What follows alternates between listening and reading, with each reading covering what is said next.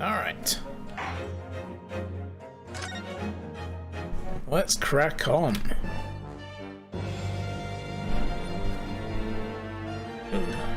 Yeah, this keyboard tray is stuck. There we go. Alright, so, as I was saying, we're representing Gina Lestrade, and all we found so far at the pawnbroker's place after the murder were the redemption tickets, including one with a little bit of blood on it, which we know matches the thrice-fired Mason guy, the guy who was stabbed in the omnibus carriage in the 3rd chapter. So that's his blood, which means this might have even been in his coat and taken from him, and that Magnus MacGilded was the one who did the stabbing. Gina's already told us enough to suspect him. We have a bunch of notes. Susato is gone. She went back to Japan because her dad's not well, so we have her notes. And we have a blood sample portfolio. There's somebody took a bullet here on their way in, probably one of the people who broke in. You know, the ones who shot Sholmes. So we don't know whose that is, but it turned green when we used the chemical on it. It's like a poor man's DNA test. The purple blood is on the note, so that's from Thrice Fired Mason. Although we're only guessing, I think. I can't remember if we tested anything else. We know this is Pop Windybank, the victim's blood, because it's where the chalk outline was. And he was shot in the back. Which I think somebody might have lifted that hatch up and shot him. Because they'd have had nowhere to hide in that room. Because he was in the back room. We've got the representation papers. The pawnbroker ticket, though, we know that Magnus MacGilded, the coat that she went and got that caused all the kerfuffle a couple of streams ago, that was his coat. But there's a small box, which we haven't done, but this was the coat ticket, the one with what's-his-name's blood on it. With Thrice Fired Mason's blood on it. So she went and redeemed that. That's the ticket that she had. She had to go back and collect it and redeem the ticket and bring it back to him. And these discs, these music discs, were in the coat. But a couple of days earlier, there's a box that were dropped off at the same place. And we think this, since no names are on the tickets, this might be, what's his name? Thrice Fired Mason, who deposited this one. So we don't know yet. We still haven't solved the mystery of the box. We couldn't even find the box. Anyway, now that we're all caught up, here we go. So in the name of Her Majesty the Queen, I hereby declare this court to be in session. This trial shall determine the guilt or innocence of Miss Gina Lestrade. Oh yeah, and we've got Iris as our assistant now. And we know that Susato went to see Sholmes in the middle of the night.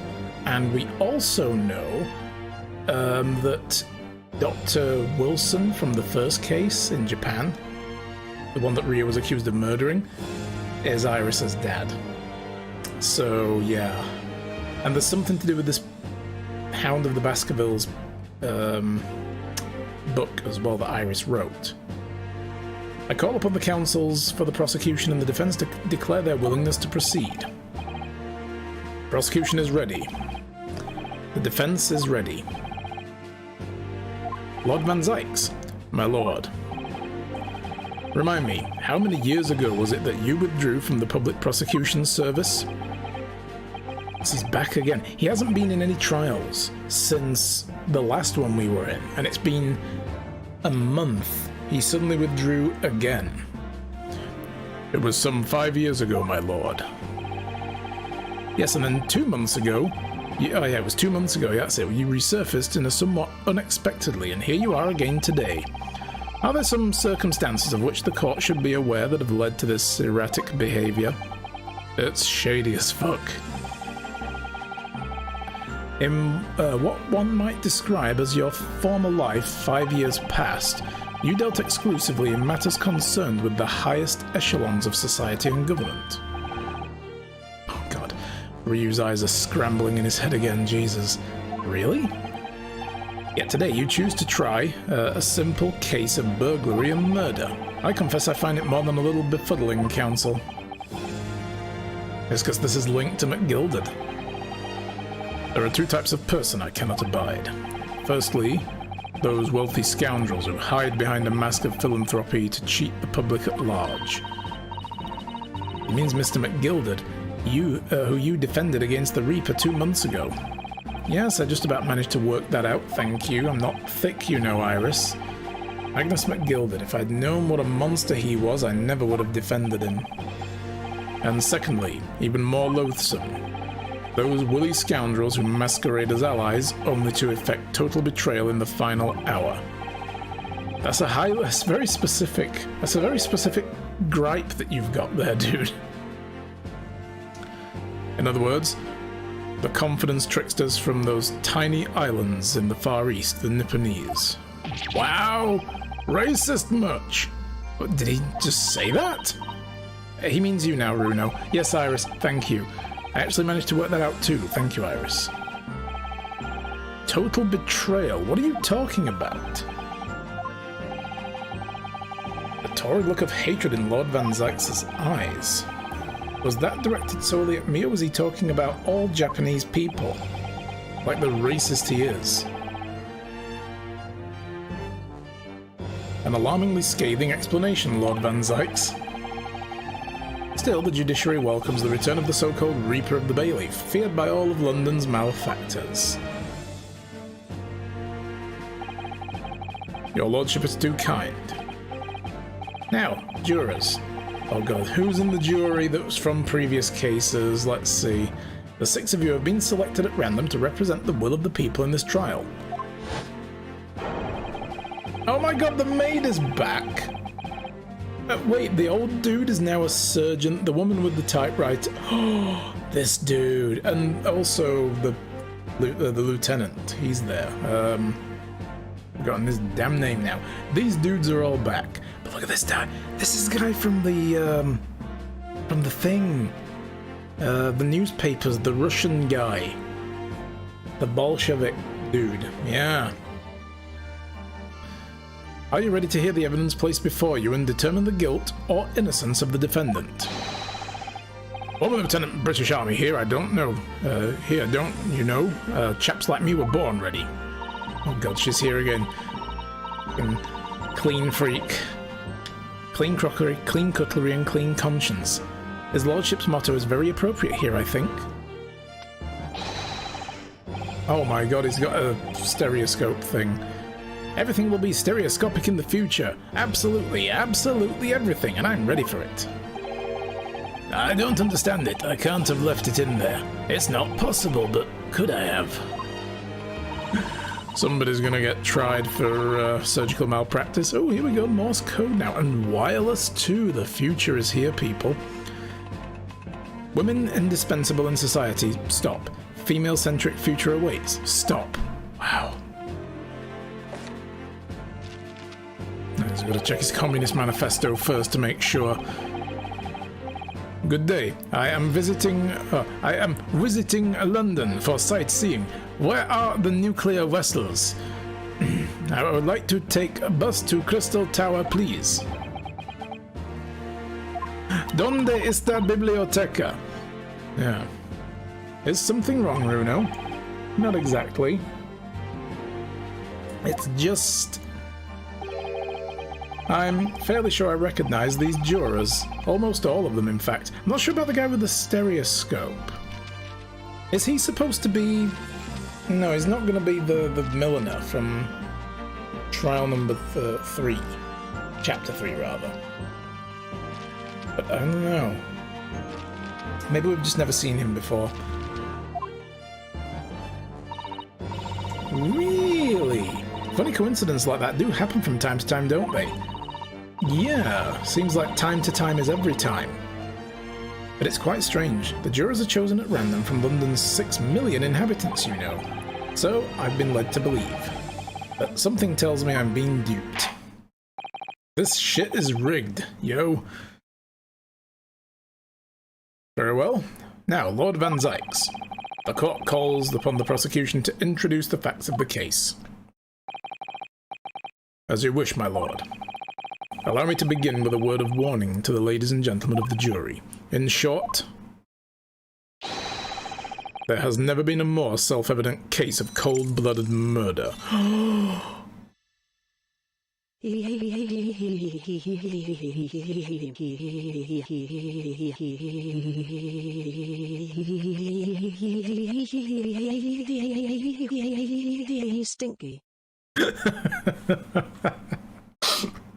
God damn it, Freya. You have way too much fun with TTS. Wow. Oh god. Thank you. That's 60 months of subs now. Awesome stuff. Thank you so much. We're at 45% now on the goal. How are you, Freya? Nice to see you. How be life today? What is going on? That was beautiful, yeah. All the ups and downs as well. That was great. I like it. Sleepy as heck today? Oh no. No. Yeah, that describes my yesterday, basically. I woke up after a broken night's sleep and just... yeah, wanted to go back to bed. In fact, I almost did, and decided, no, if I do, I'm going to be worse today as well, so I didn't. Yeah, well, hope you find some energy, or have a nice chill day, whichever one works best.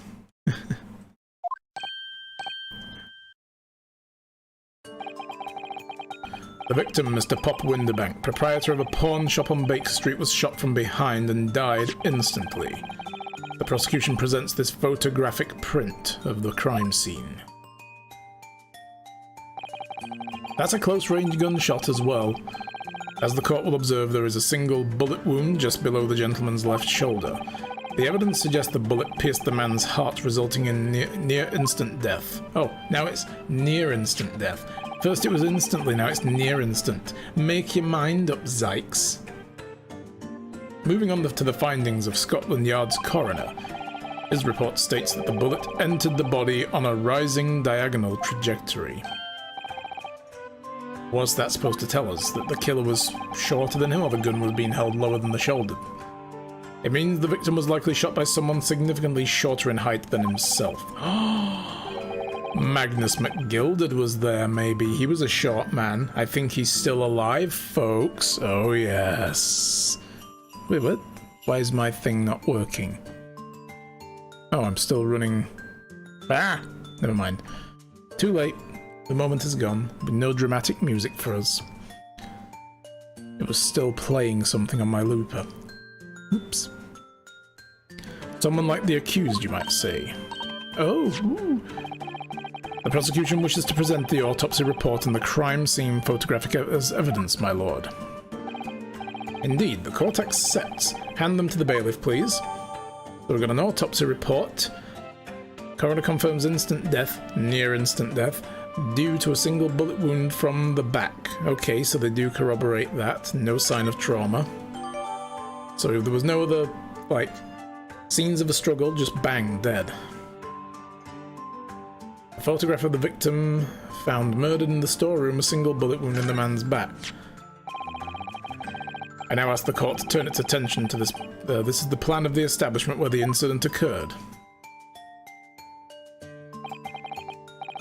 The proprietor was found in the storeroom where he keeps the articles pawned to him. A windowless room with a single point of entry. A door to the main shop was found locked. In this sealed chamber, there were only two persons present. The victim, Mr. Winderbank, and the accused. Oh!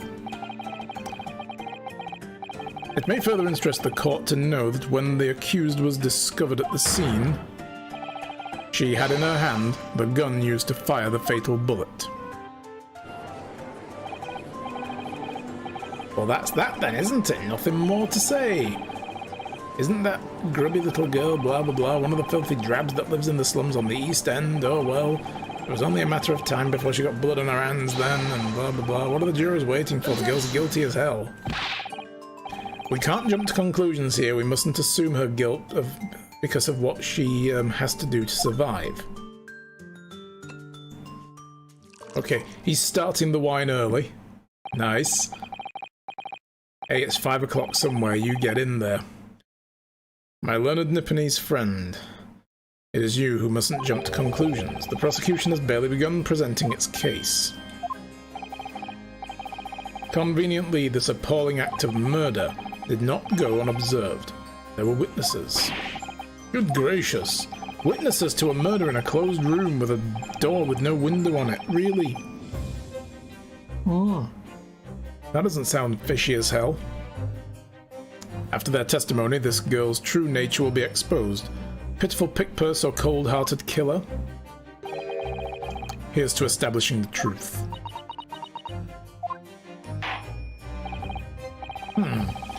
The court will take the floor plan and the firearm into evidence. Hand them to the bailiff, please, Lord Van Zykes. At once, my lord. Alright, so we've got a plan. And a gun. Signs of a single discharge. This isn't good. No, it isn't. Well done for stating the bleeding obvious. Let's have a look at some of this stuff now. Between 1 and 1:30, reporting party, Ryunosake Naruhodo. Yeah, it's because we were the ones who ran after the people that ran out after they shot Sholmes, and we ran into a cop and said, "Hey, the thing has been shot." So, yeah. Single bullet wound in the upper half of the victim's back, no visible signs of trauma, instant death from post-arterial bullet wound in the heart. He got shot in the heart. Okay. The bullet entered the body from the back on a gently rising diagonal trajectory. And here it is. One bullet wound. Nothing else. Didn't write anything in his blood, you know, on the floor like rosebud or something, just to keep us guessing. Boring. So this is the locked room. But the door does have a hatch in it, like it opens from the outside, which was a bit weird to me, that it swings out into the shop instead of it being the other way around, because you would think it would be for someone in the room to peek out. But it's to peek into a closed room, which is strange, but okay.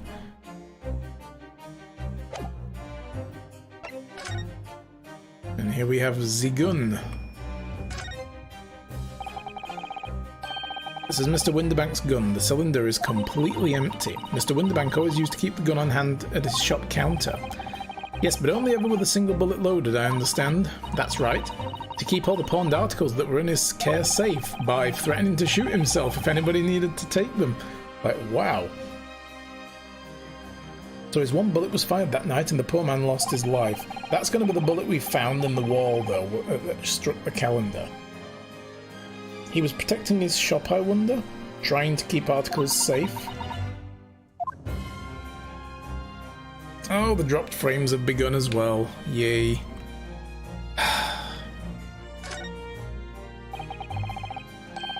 This is Mr. Windibank's gun, the cylinder... Oh, we've already gone through all this.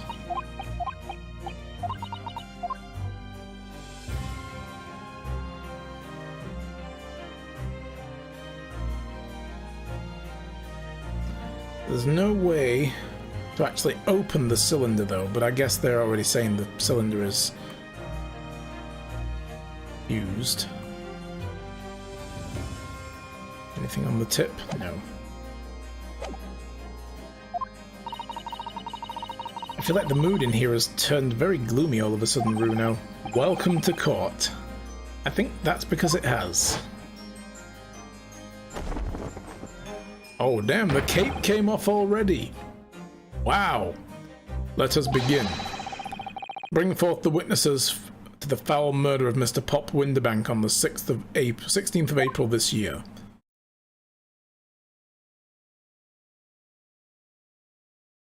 Oh, it's totally Tweedledum and Tweedledee there. Pretty damn sure those are the silhouettes of the people we saw in the room. Witnesses, state your names and occupations for the court. In Mario and Luigi. Name's Nash Skulkin. Occupation is, baddie. Professional baddie. Wow. Name's Ringo Skulkin. Occupation's, same as him. Tobias Gregson, Scotland Yard Inspector. That's right. We're what they call... Three Scullin brothers. But there's only two of you. Yeah, Gregson. He's like, I'm not one of you. What are you looking at me like that for? Don't lump me in with you lot. God blimey, that's cold. Don't you know what we're going for? What we're going through? It's our older bruv. Lost contact with him, we have. So we're scouring every shady corner of the capital. And then last night we come across you, the very spit of the bloke. Ain't that right, Ringo? He is, Nash, he is. The very spit of him. So we decided, there and then, what we was gonna do. We was gonna call ya Big Bruv Scully. Okay. Come on, leave it out, you two. Sulking, skulking? And that's before he's run out of chips. Well then, Inspector Sulky Gregson? Not Scully. Sulky, isn't it? Begging your pardon, my lord, but the name's Tobias. What I would like to know, Inspector, is what you are doing in the witness stand. Skulking brothers are currently under arrest, my lord, on suspicion of theft. Okay. So they did arrest them for potential theft, but they're not going to claim that they're the murderers. Jesus, the drop frames are coming in thick and fast, guys. How's the stream looking? Is it buffering a lot for you guys, or is it just a little bit stuttery, but you can still make the audio out? Going up basically 0.1 of a second every couple of seconds. So 0.1 of a percent.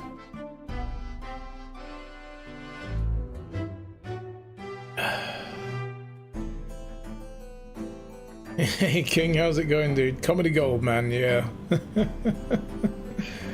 How's life with you, King? I'm just watching the frame rate because it's yeah, it's buffering.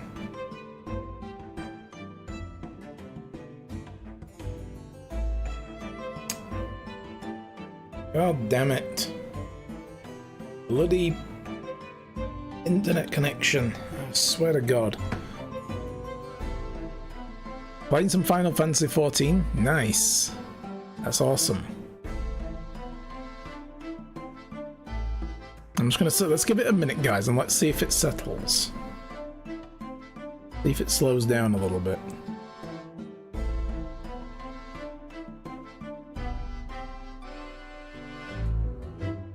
Don't worry about it too much. Oh, I know, it's just, I really don't want to have to stream like this for the next few months. I need to figure something out. I still haven't tried moving the router into this room, so I guess maybe I should look at doing that tomorrow now. I'll have a good day for it. Only had the occasional hiccup on the buffering. Okay. Well, let's see how we go then. Let's see if it settles on its own while we go through this. I just don't want anybody to miss parts of the story. You know, if it's like, if it's buffers and then they have to refresh and then they miss like a minute and a half's worth of stuff because everybody gets pre-roll ads again afterwards and that kind of thing. Alright, let's see how we go. So, thieves are they, these three? No, my lord, begging your pardon, but please don't lump me in with this lot. 2 nights ago, these two brothers illegally entered an establishment with the intent to burgle. And in the course of their nefarious activities, they became embroiled in a far more sinister crime. By Jove, you mean to say, what an extraordinary coincidence. Indeed, my lord, while attempting to burglarize the pawnbrokery, they witnessed its proprietor's murder. Oh my god, that guy is actually standing on a box and he's still short. Order! Order! The various trespasses of these brothers is not the subject of today's proceedings, though they will naturally face trial in the very near future. With your lordship's permission, I'd like to remain in the stand to keep these two gents on the straight and narrow. Of course, Inspector. Skeptical as I am about the caliber of these witnesses, I will permit them to take the stand. Mr. and Mr. Skulkin, you will now testify before the court. Describe the events of the night in question and what exactly you saw. Happy to. Because we're a Skulkin Cause a skulkin's never skulking. What? He's like, no. Get out of it.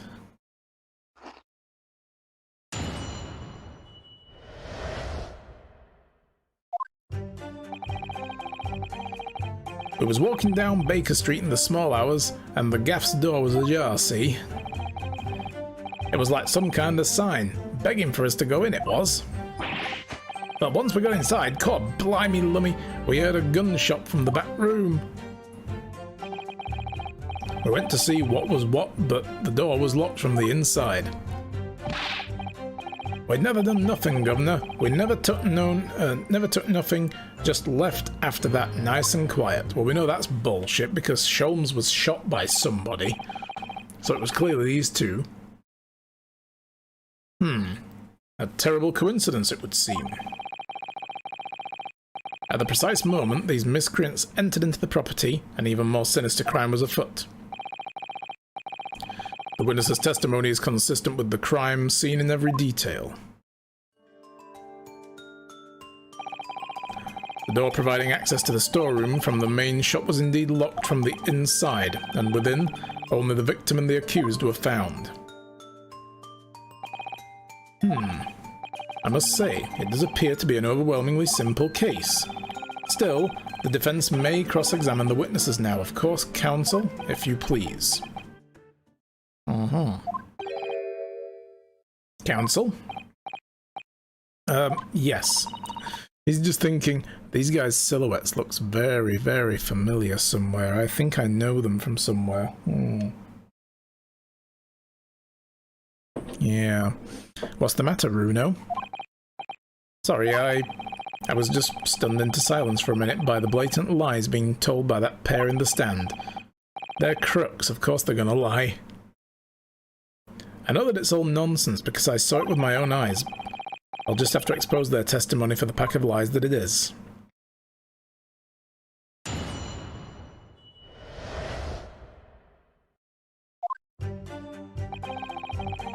But walking down Baker Street, the gaff's door was ajar.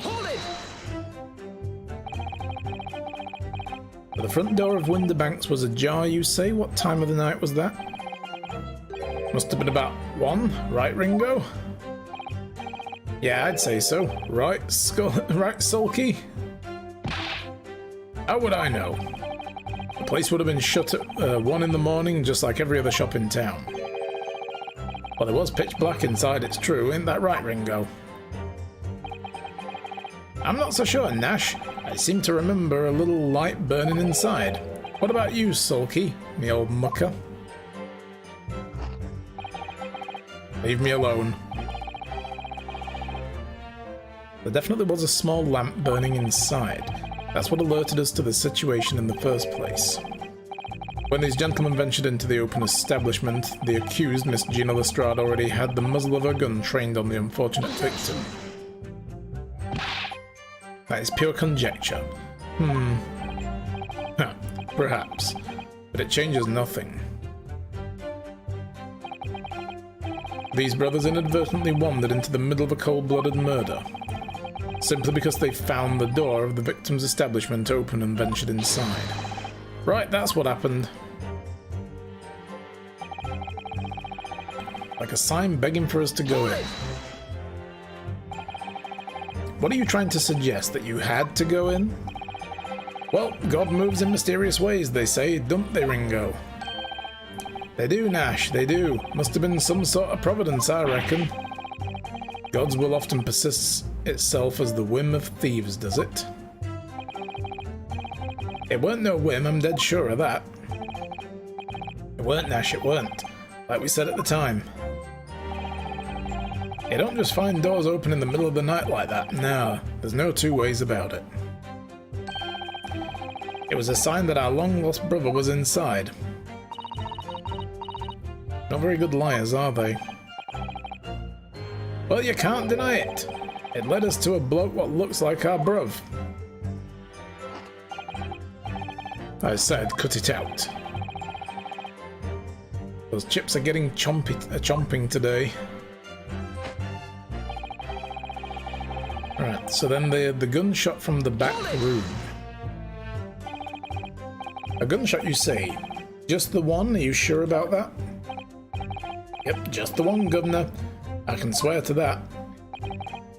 It was, Nash, it was. Ain't that right, bruv? The firearm used to belong to the victim himself. Yes, Mr. Winterbank always used to leave his gun lying around on the counter. Right, I remember. When we examined it, we found the revolver was completely out of rounds. That makes sense. As Mr. Winterbank always used to say, he only ever kept a single bullet loaded. That's true. I remember him saying that as well. But we can say with considerable certainty that only a single round was discharged from the firearm used as the murder weapon. Yes, my lord, we can. And I should remind the court that the firearm in question was discovered in the hand of the accused. Wonderful.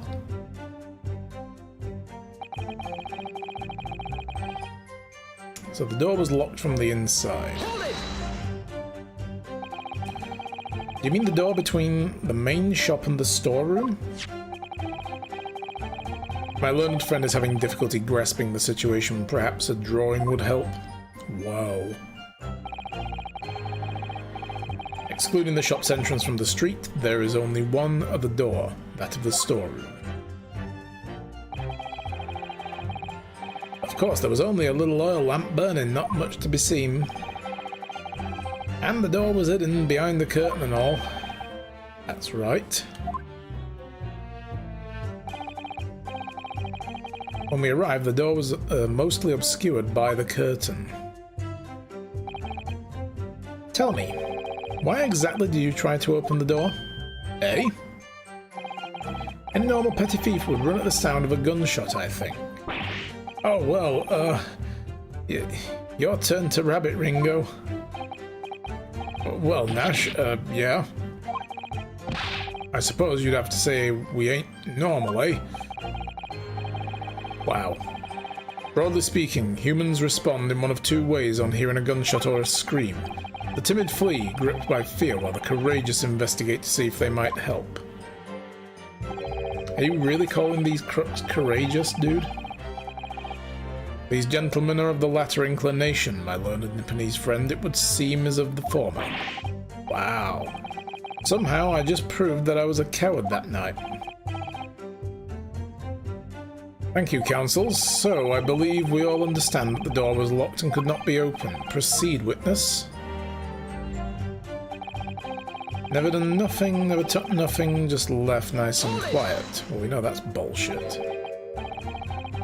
You didn't do or take anything, is that your story? Well, it was bedlam soon as, wasn't it?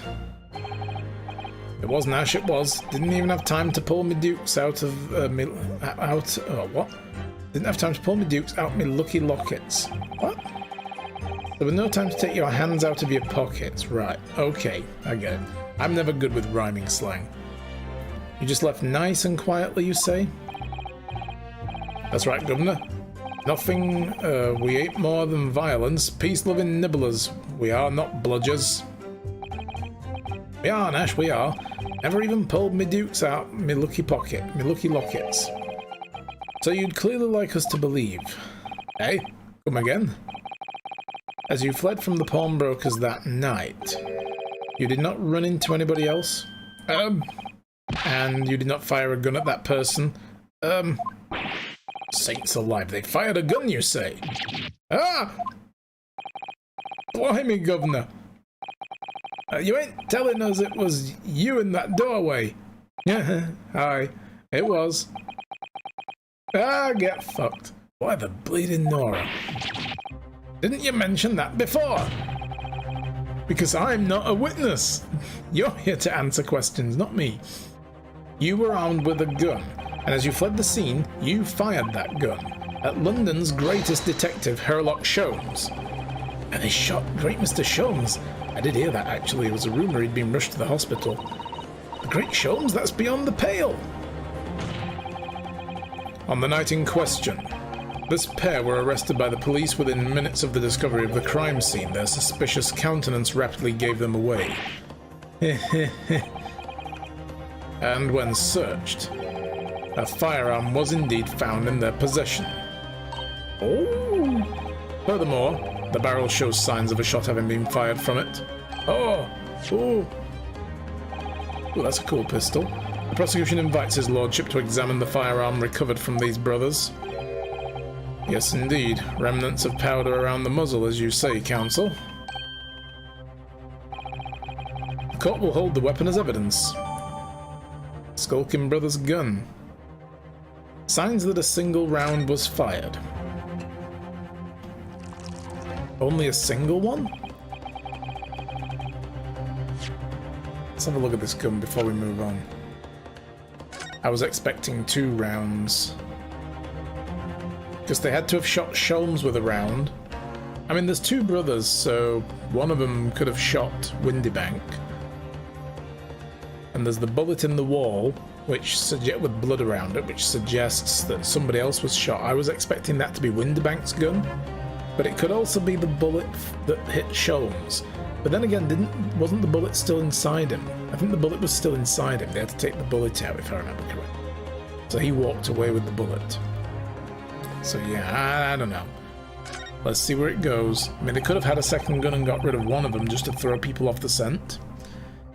So there's ammunition still loaded in 5 of the 6 revolver cylinders. That tells us only a single shot has been fired from it. Exactly. The bullet that hit Hurley, in fact, isn't it? Yes, it happened almost as soon as we walked in through Windybank's door. I'll make those brothers pay. It pissed Iris off. They're dead. They don't have to worry about the Reaper of the Bailey anymore. Iris is coming for them.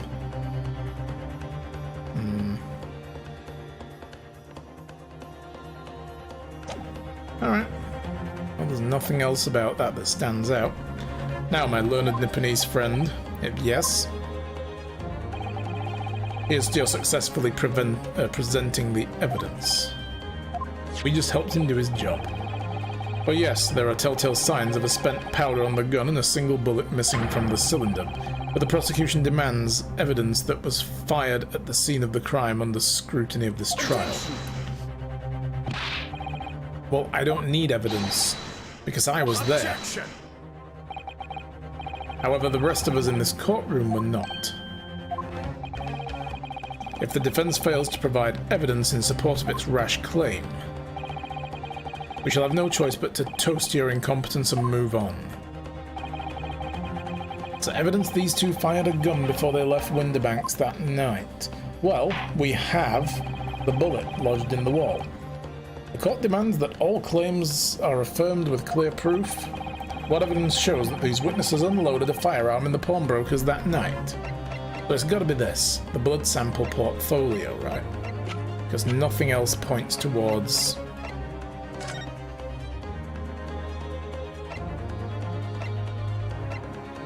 Yeah, so it's got to be that, I think.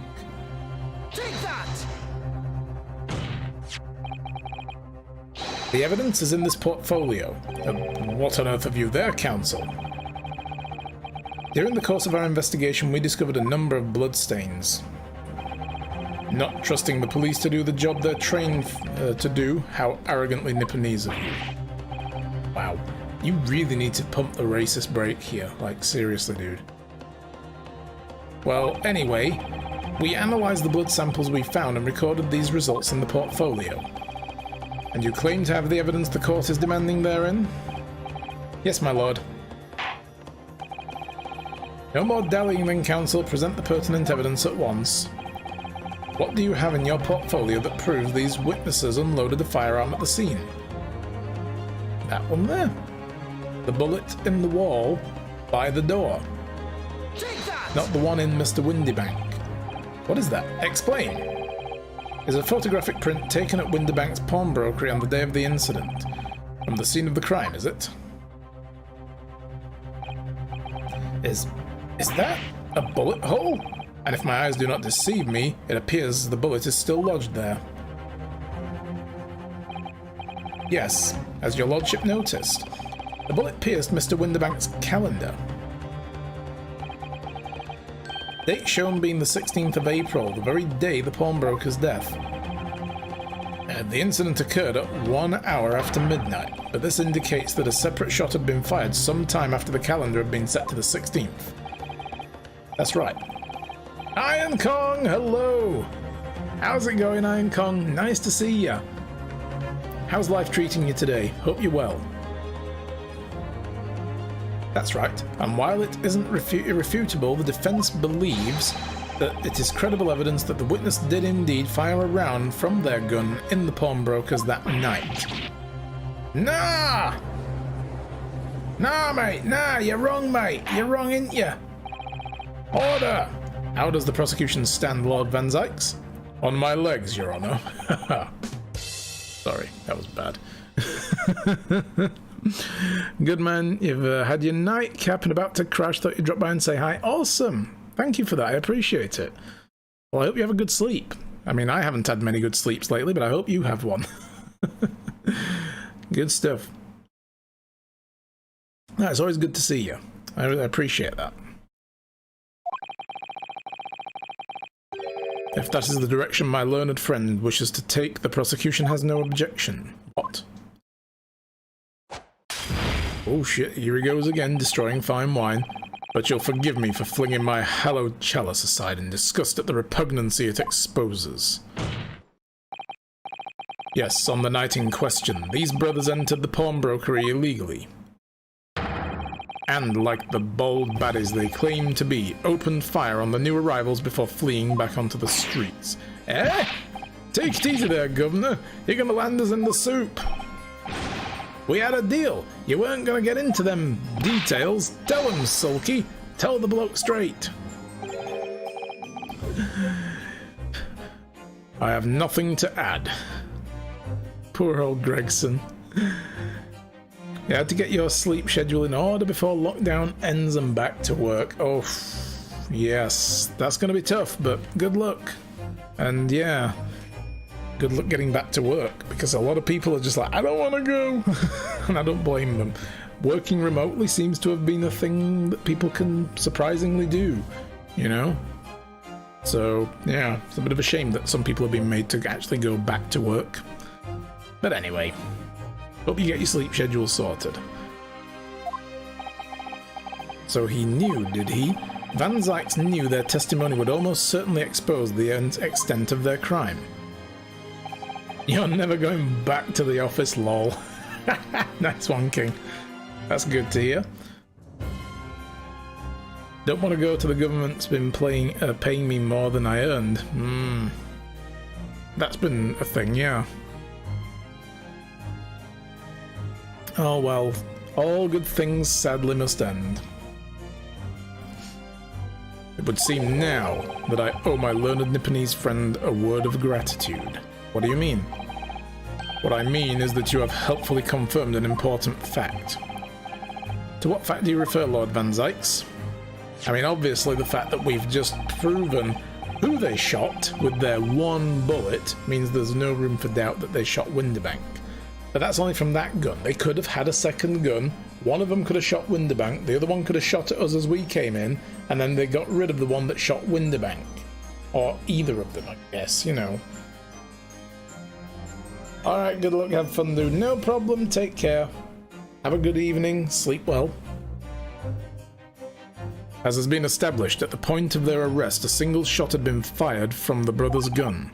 However, if that shot found its target in Mr. Sholmes, then clearly these witnesses cannot be accused of a fatal shooting of the proprietor and the victim. In other words, these two men have no material connection to the murder of Mr. Windibank at all. So that's it.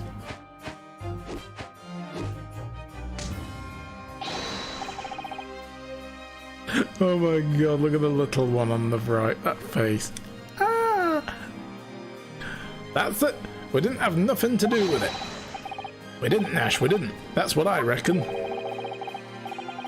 Your crimes include unlawful entry, intent to steal, perjury, and let us not forget attempted murder. Quite the catalogue, eh, fellas? So you're not in the clear yet. We're in for it now, bruv. Now then. Let us take a moment to consider the aforementioned great detective, Mr. Herlock Sholmes. It would seem the man patronized the pawnbrokers in question somewhat regularly. Where's he going with this? Mr. Sholmes appears to take pleasure in tinkering with eccentric machinery. Eccentric? Says who? Shh, don't attack. Don't go into attack mode, Iris. Not me, don't give me that look. He installed a pair of machines like this one in the victim's shop. Ah, yes, the security cameras that take a picture every half hour. Oh, that's one of Hurley's red-handed recorders. What is that, Counsel? It has the appearance of a photographic contraption. As your lordship has surmised, it is indeed a camera attached to a small timing device. Every half hour it automatically photographs the interior of the establishment. The idea being that if a thief were to break into the shop, he would have been caught red-handed. They also take night vision shots. That was a thing we were told about. He said he developed a special kind of high-sensitivity film that could take night vision shots. Oh my god, look at the stack of photos! The prosecution has obtained the photographs taken by the device on the night in question. 8 PM, 8:30, 9, 9:30. As the court will observe, the copious identical prints are produced in quite a desultory fashion.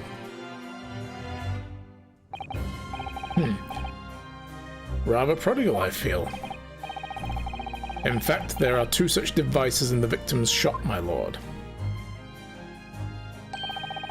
If I may refer the court to the plan of the premises, then their respective positions are here and here.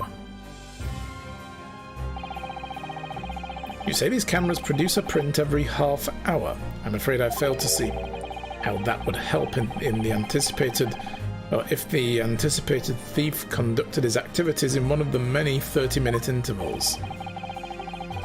One could only pray that the would-be criminal lingers, my lord. On the night in question, the witnesses currently in the stand were not caught on camera. That's a bit of Friar Tuck, eh, bruv? Lady Luck loves a skulking. Witnesses, at what time did your trespassing begin? Eh? Must have been just after 1. Right, bruv? Must have been Nash, must have been, yeah. Just gone 1. In which case, minutes before these brothers entered the establishment. What scene might we expect to see within the shop? Let us examine the evidence. Oh, damn, that's not good. Gina! Good lord. Is that the defendant? Miss Gina Lestrade? I mean, she was obviously sticking the guy up so that she could look to see if the Hound of the Baskervilles novel was actually there. But we've got to prove that. As the court can clearly see, the accused is pictured with a gun in her hand facing the victim over the shop counter, no doubt coercing the proprietor to open the door to his storeroom. Quite, one can only too easily imagine the events that unfolded. The court will take the photographic print as evidence, if you please, counsel.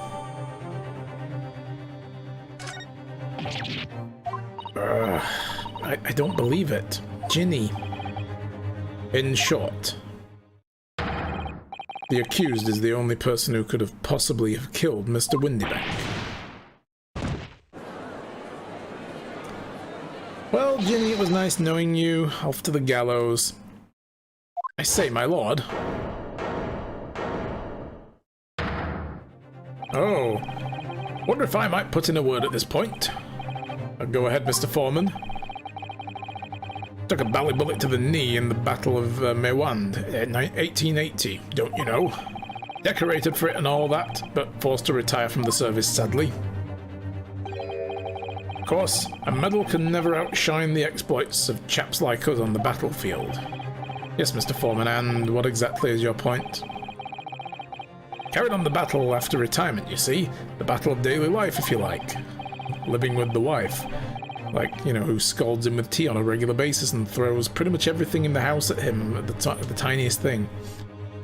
Here I am now, leading this small squadron, 6 men, all good and true. And a couple of them are women. And we'll all go down together, you mark my words. One for all for one.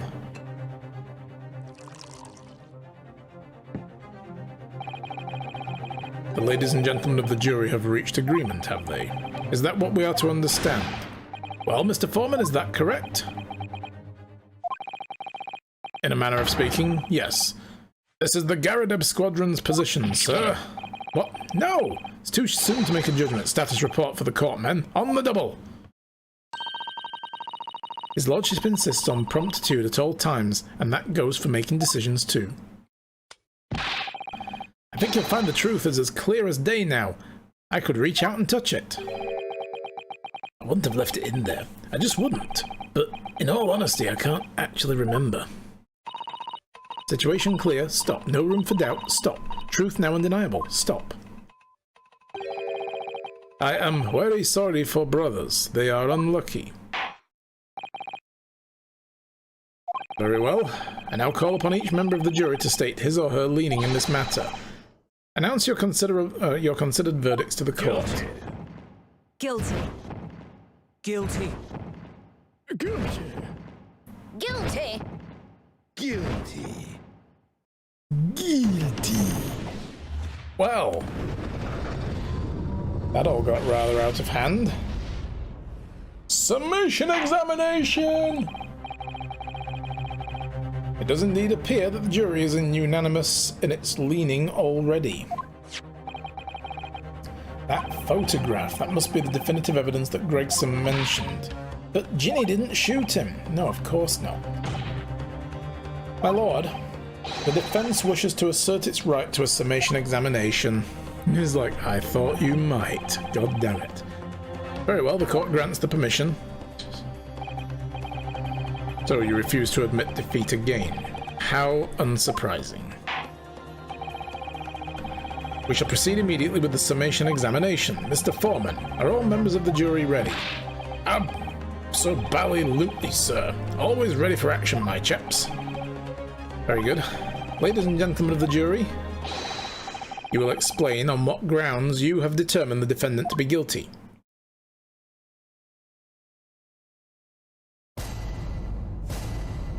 Alright. All the evidence clearly points the finger of guilt on this young pickpocketine. As a housemaid, I would like to see all filthy eyesores promptly and rigorously eliminated. I think you'll find if you look at the photograph in stereo, the truth will just pop out. If I've left it in there, I should think there'll be repercussions by now. Mind made up. Stop. Global radio transmissions of verdict to follow. Stop. In motherland we say, never judge clothes. Never judge by clothes, judge by head. I am convinced brothers are innocent. There's not a lot there, is there really? The circumstances of the crime and the evidence do indeed implicate the defendant rather comprehensively. The storeroom locked from the inside, in which the victim and the accused were discovered alone. And in the accused's hand, the fatal revolver, the firing of which was heard by these witnesses. Not to mention this print. You know that the blood that we found, the one that tested green on the calendar, is probably not going to be Sholmes's blood. Because I'm pretty sure that the bullet stayed in him. They had to operate to get the bullet out, they said. So that means another shot was fired.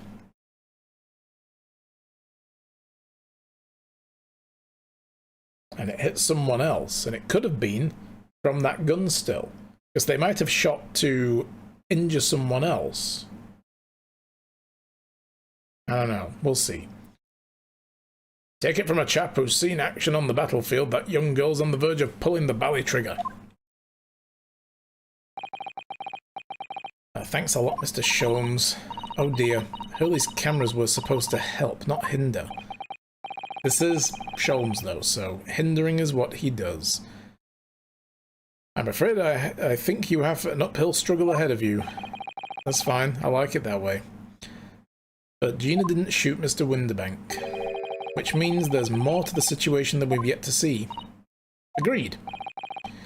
You have the floor, counsel. Proceed with the summation examination.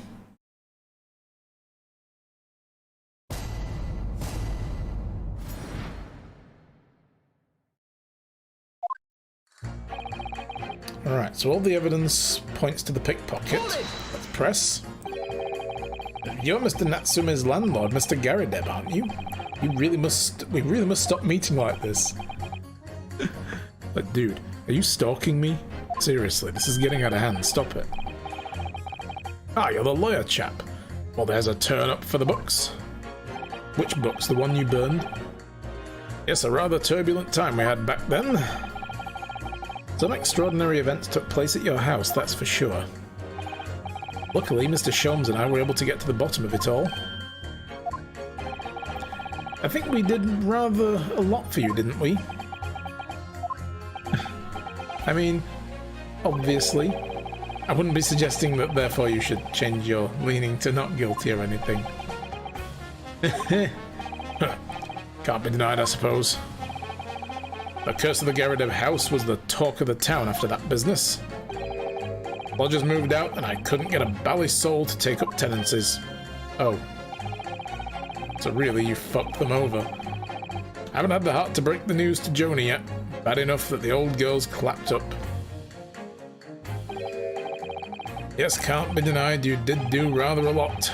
But not for us, that's for dash certain. I suppose not. Of course, there can be no suggestion of that being the reason I'm leaning towards guilty here, obviously. Obviously, but honestly, I really wish you'd pay more attention to the trial and less to juror number 2. You randy old bastard, you.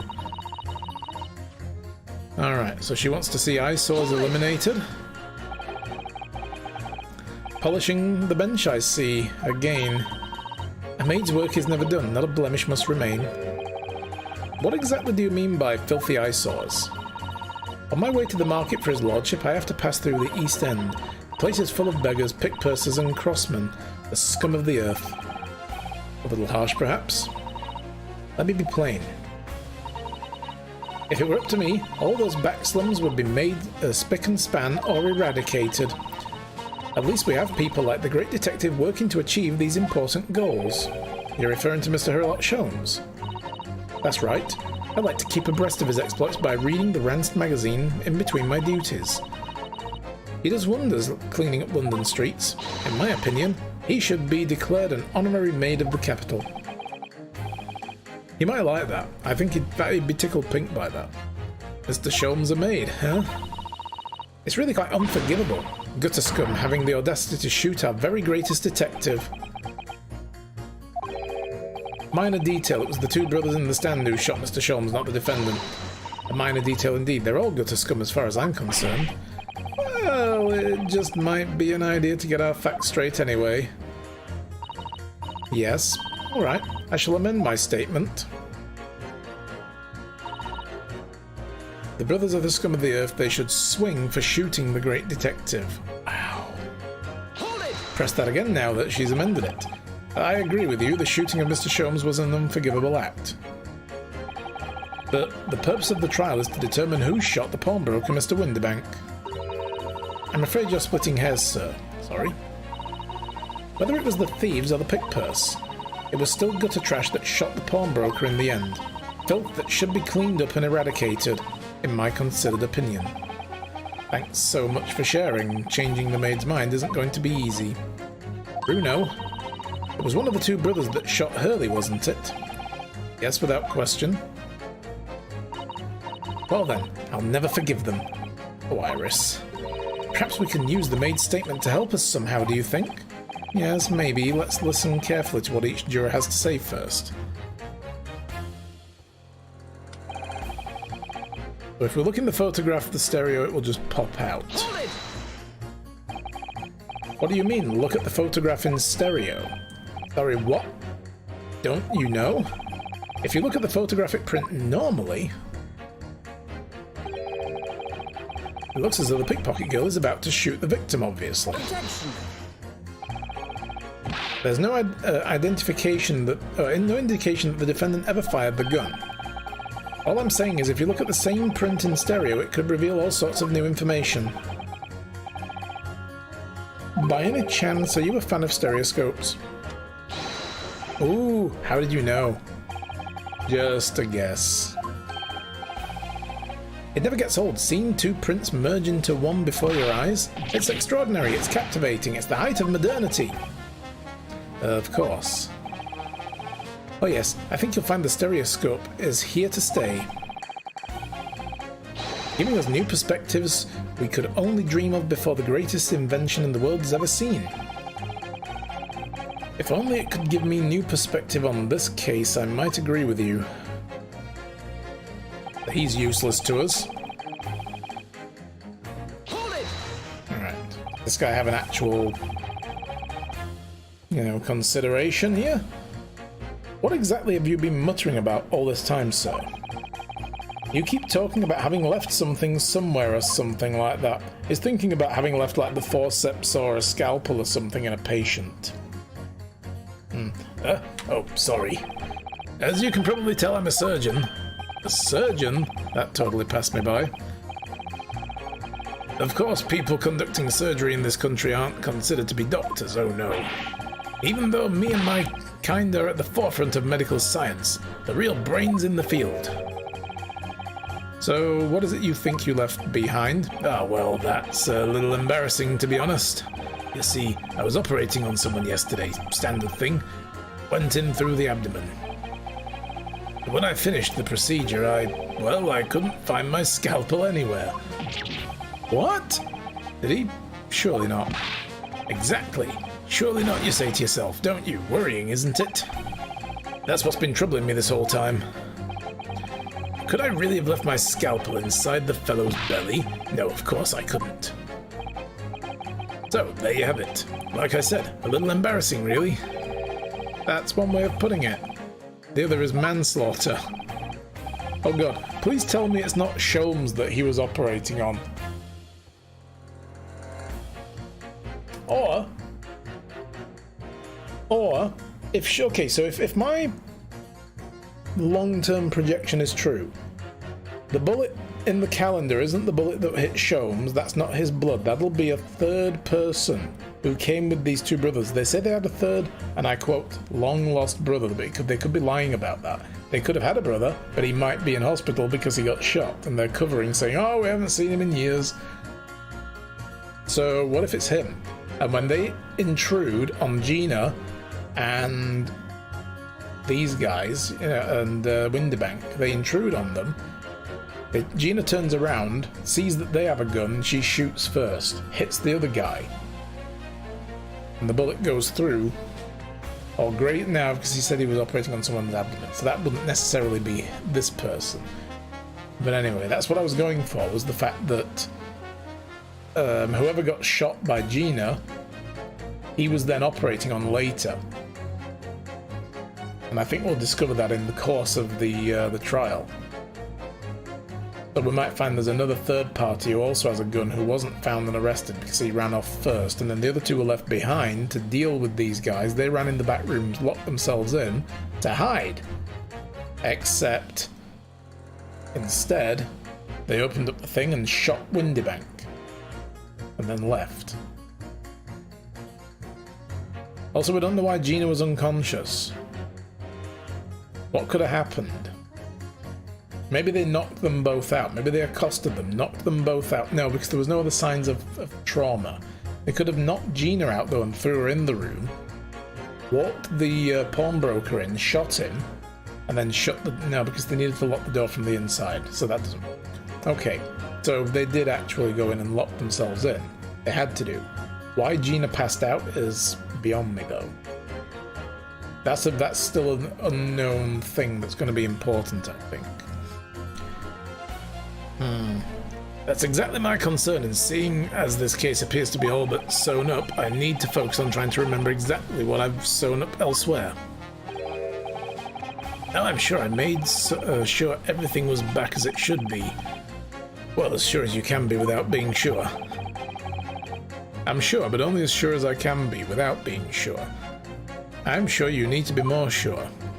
And I'm sure you need to pay attention to this case.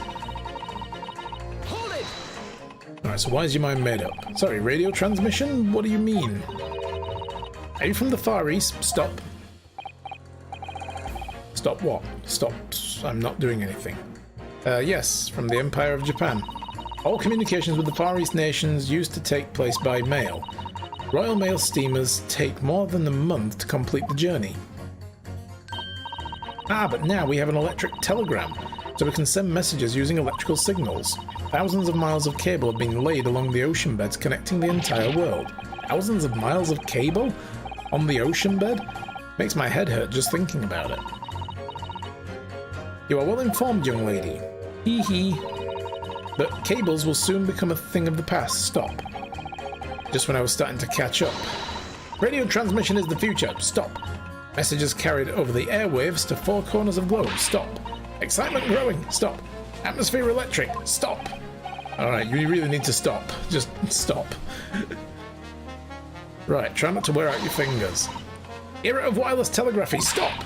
Driving technological revolution. Stop. And people say inventions like the stereoscope are the height of technology. What utter piffle. I can't understand it. I really can't. They're just silly toys. Oh, he pissed at you. Alright, let's just keep going past that and we'll come back to him. Don't spare any feelings, will you? It's not like there are anyone here who likes stereoscopes. So why exactly do you think the defendant is guilty? It's quite simple. We haven't been shown a scrap of evidence to suggest she isn't the culprit. And just as radio waves dash through the skies faster than the eye can see, so we should dash in the conclusion of this trial and stop pandering to it. Indecision. Indecision? Alright, we're going to go back to this one now, and we're going to see what the other guy has to contribute to this when he literally looks daggers at her.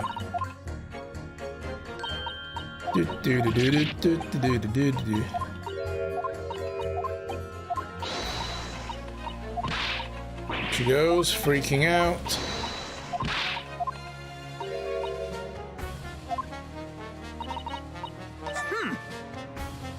Here we go.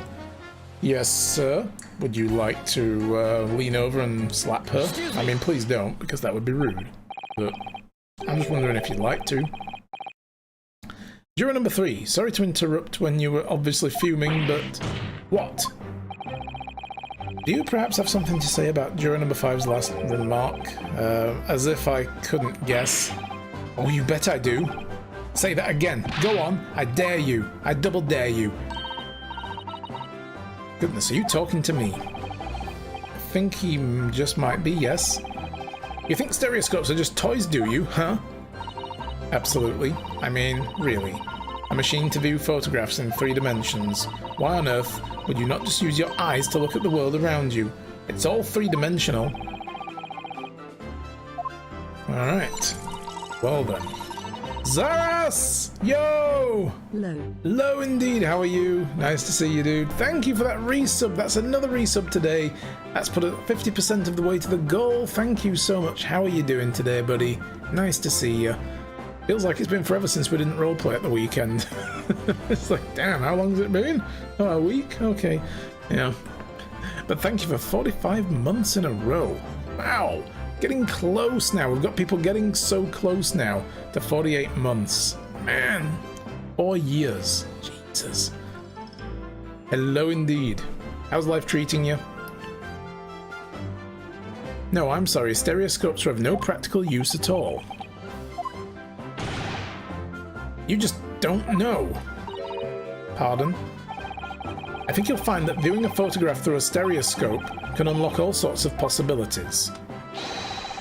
I'm obviously going to have to demonstrate. What sort of possibilities? Well, take a crime scene for example.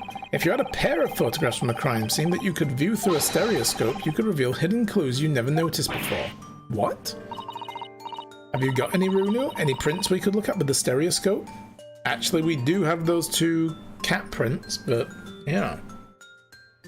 Just finished making dinner, now eating dinner, dark heresy later. Nice. What kind of dinner are you eating? I made myself a creamy chicken pasta with parmesan and garlic. It was great. I'm slowly getting back into my habits now that I've moved in with my parents. It's like everything was upended for a while, where you're like, I don't know where everything is, I don't have all my usual stuff, everything's in boxes, I don't have the kind of food that I normally have, and, you know, it's like, So I've slowly but surely started building up my, you know, my routine again. So yeah, I had a great dinner today. It was nice. Alright, so yes, we do have photos. How about this print here? It should do the trick, I think.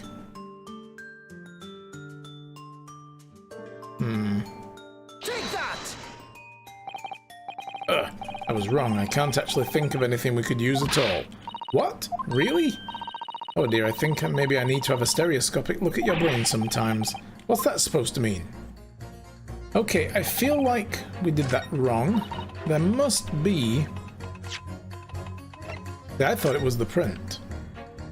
Because we know these are stereoscope prints. That one and that one are both slightly off perspective from each other.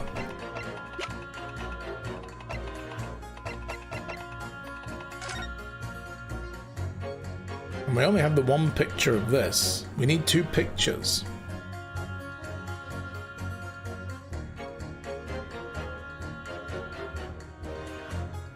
And we know there's that's one of them there. We know this is definitely Gina and the gun. Made spaghetti, chopped some chicken breast, made some sauce with cream mushroom cheddar cheese. Ooh, nice. So we both had something similar. We had creamy chicken pastas. Nice.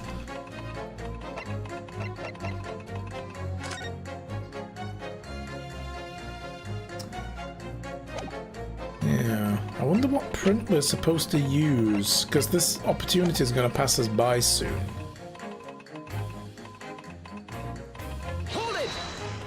Let's try again. I'll save it just before and we'll try a couple of different things.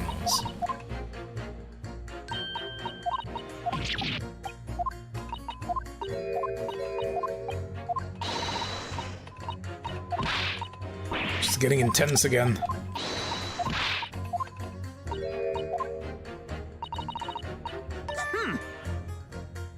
Here we go.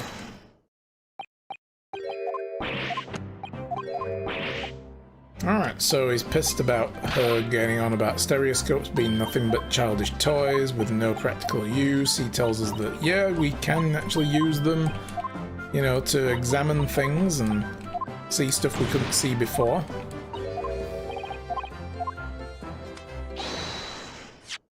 Alright, I'm going to save it there so that we can just not keep skipping through all that.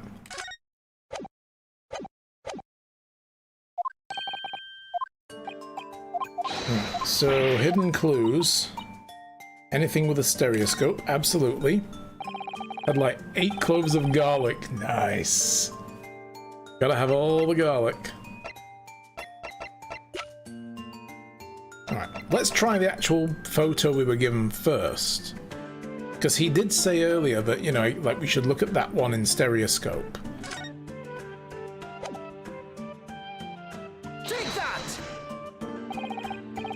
Alright then, juror number 3. Are you saying you can do this with any 2 suitable photographic prints? Of course I can. Very well then, I'd like you to demonstrate. I'd be delighted to, just give me one more print and I'll amaze you. We don't have another print, do we?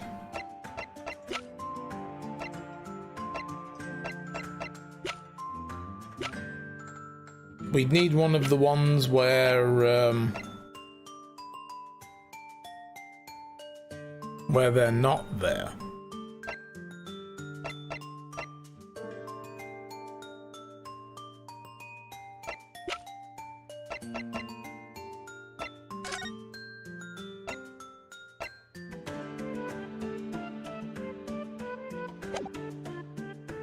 What if we use that one and this one?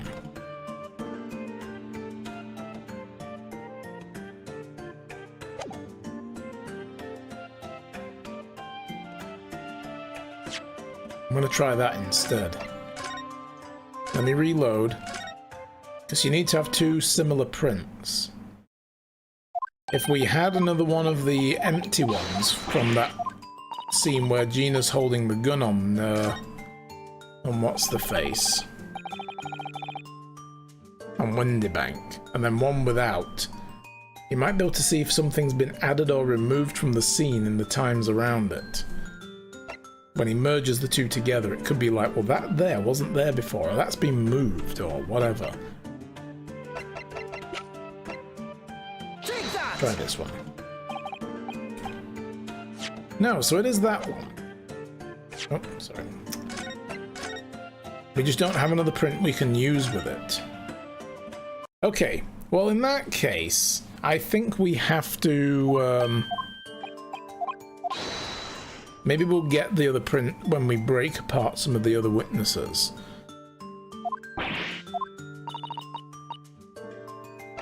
None spring to mind for now. Let's come back to this one. This is going to be one of the key ones, but we might have another print.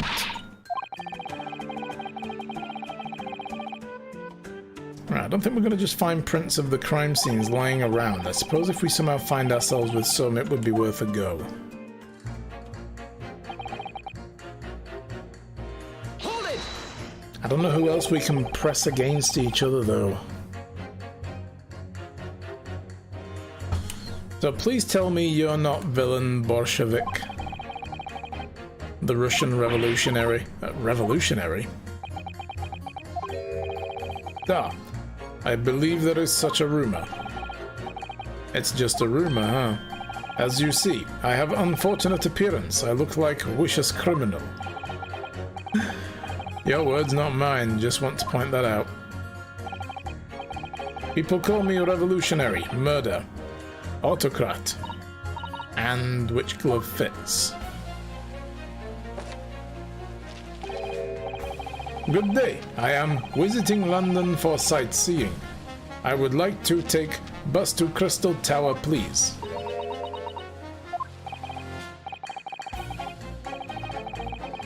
Do you or someone you know suffer from villainitis? Well, that didn't sound staged at all. You'll forgive me for having my doubts. To be treated like a vicious criminal all time. It is very painful. People do not realize.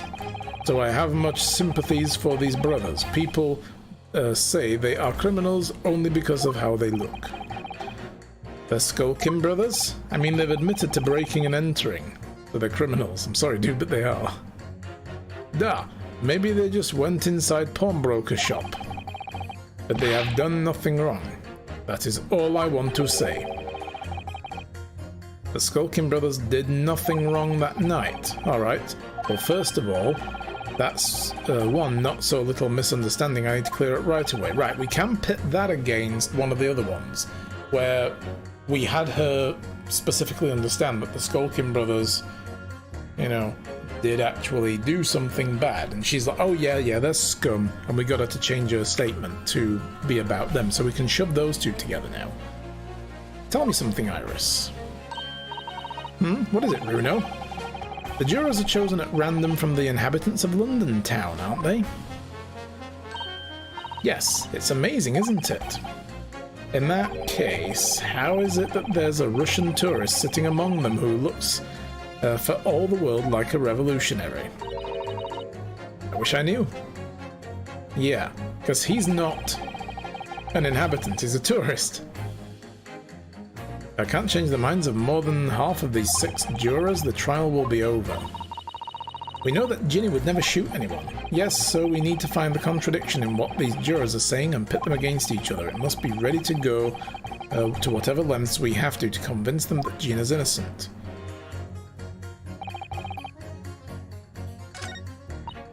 Right, so the brothers are scum of the earth. They should swing for shooting the detective. Well, let's pit her against... Objection! the villain. These two statements clearly contradict each other. Oh, good lord. Counsel, explain yourself. Oh my, the statement? Contradictory? Oh, no. Juror number 6, you've got on the wrong end of the stick. I do not have stick, I have mouse. But his name is Stick. How did you know? As juror number 2 said earlier, when the Skulkin brothers fled the scene on the night in question, they fired a shot from their revolver. Yes, they shot poor Mr. Sholmes in the abdomen. Oh my god. So... okay. Yes. Yes. Yes. So we said that that bullet in the calendar was Mr. Sholmes' bullet, the one that hit him, right? But we don't know the blood test yet. And this fucking surgeon just got done stitching up someone's abdomen. I wonder if we can get him to tell us whether or not it A was Mr. Sholmes and B was the bullet still inside. Because if so, then we know that the bullet in the calendar came from yet another pistol. Because Mr. Sholmes had one in him, Mr. Windibank was shot and killed, and we know that somebody shot someone standing over by the calendar. I'm willing to bet still that was Gina shooting someone who barged in and threatened them. Surely you're not going to tell the court now that you didn't hear. Abdomen. Sir. Sorry, my English is still learning. You are telling the court you didn't hear. Forgive me, I did not hear. Here is word, abdomen. Part of person's body containing stomach and other vital organs. If this is what you mean, they should say in plain English. I am Russian, not native speaker. Who thought it was a good idea to let this man be on a jury again? So, you are telling me these brothers who look like criminals were lying? They said before, we never done nothing, but the truth is they shot detective. Duh, this is double negative. That's exactly right. I never did nothing. Means you did something. No, don't squish the mouse. Pull the stick. Put stick down. Lying is wrong, especially when lie is said by person who look like criminal. Coming from you, that seems surprisingly prejudiced. This means... when they say, we never took nothing, maybe it was also a big fat lie. Is this true? Well, according to the police report, no stolen goods were found, so... Enough! I trust no one now! Is not the mouse's fault, sir? I must see with my own eyes. I must investigate crime scene myself. I'm afraid that won't be... Yes, it is, Runo. Easily. Sorry? With the prints from Hurley's red-handed recorder. Here we go. This is where we're going to get more prints added into evidence. He's got a spot that something was missing. If you compare the print to the pictures that Ginny and the next print from half an hour later, you'll be able to see straight away if anything was taken or not. Cooey, Mr. Prosecutor! Tut tut, calling the prosecution in the middle of a summation examination of all times. The print showing the accused threatening the victim after she broke into the shop is this one. Yes, what about the one afterwards? Following this, the victim and the accused moved into the storeroom. Meanwhile, the Skulkin brothers entered the shop and summarily heard the fatal gunshot ring out. Sadly, none of these events were captured on film. This is the print produced by the camera half an hour later after the brothers' flight.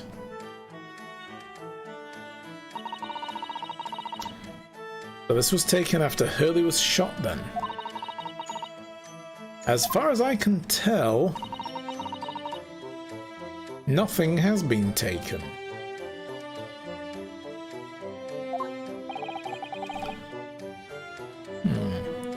That does seem to be the case. I can't notice anything that's obviously missing in the second print. Whoa, hang on, I noticed something.